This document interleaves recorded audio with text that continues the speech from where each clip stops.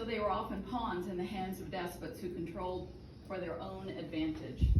Slave owners did not want their child to learn to read because they were fearful of losing control over their bodies through their enlightened minds. Fast forward, and the majority of individuals in the United States are given the privilege and the opportunity to learn to read.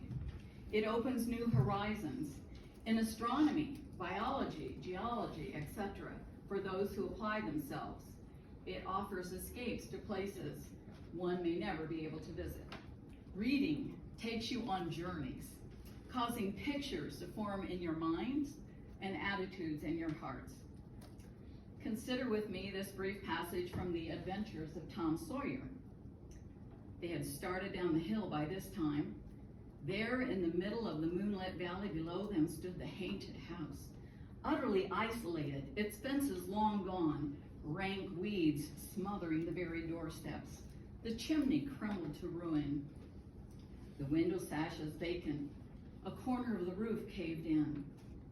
The boys gazed a while, half expecting to see a blue light flit past a window, and then, talking in a low tone, as befitted the time and the circumstances, they struck off far to the right to give the haunted house a wide berth, and took their way homeward through the woods that adorned the rearward side of Cardiff Hill.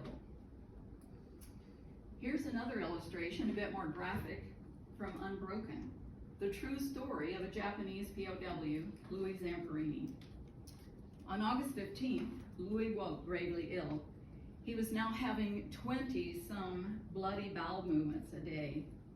After the month's weigh-in, he didn't record his weight in his diary, but he did note he'd lost 6 kilos, more than 13 pounds from a frame already wasted from starvation. When he gripped his leg with his fingers, they sank in and the imprints remained a long time after. He had seen too many men die to be ignorant of what this meant. Very, very. As the reader, you identified with the plight of this tortured man, felt his anger at a man called the Bird, who seemed to have a personal vendetta against this once Olympic hopeful who was under his guard. Perhaps like me, you've read The Rime of the Ancient Mariner by Samuel Taylor Coleridge. And all the boards did shrink.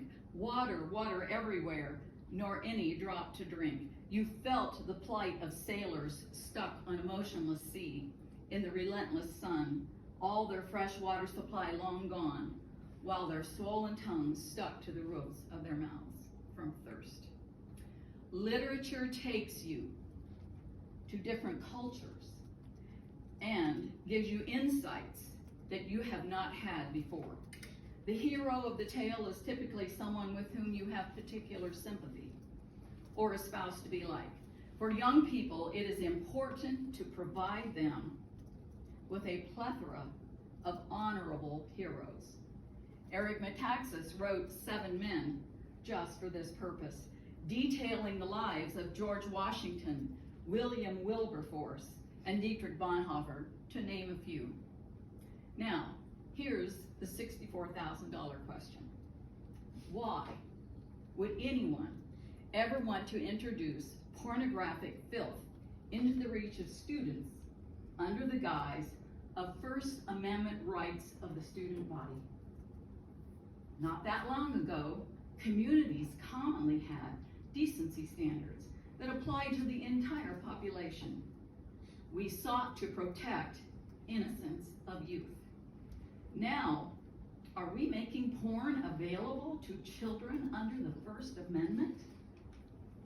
I want to read you one tiny portion from a book titled All Boys Aren't Blue by George Johnson, a book available to Gettysburg High School students. This is a scene with 2 boys, one named Matt. You told me to take off my pajama pants, which I did. You then took off your shorts, followed by your boxers. There you stood in front of me, fully erect, and said, "Taste it." There are many pages of such vivid descriptions, which I do not want to read personally, nor aloud to you, because I do not want these pictures imprinted on my mind, never to be erased. May I ask you a question? When you go to the market, do you sort through the lettuce to make sure you get a head that has at least some of the leaves that are beginning to rot?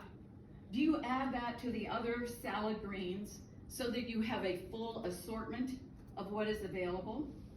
What about apples? Do you search for those with only a few bruises? Or if you pick up apples, do you purposely put the ones that are only half rotten into your applesauce? Are you looking for a full culinary experience? Are you hoping for just a bit of E. coli in your ground meat? Do you not know that corruption begets corruption? Have you not heard that one bad apple spoils the whole bushel? Consider with me a better way. Whatever is true, whatever is noble, whatever is right, whatever is pure, whatever is lovely, whatever is admirable, if anything is excellent or praiseworthy, think about such things. What kind of pictures do we want to leave in the minds of our students? And I challenge you to make your decisions accordingly. Thank you for hearing me.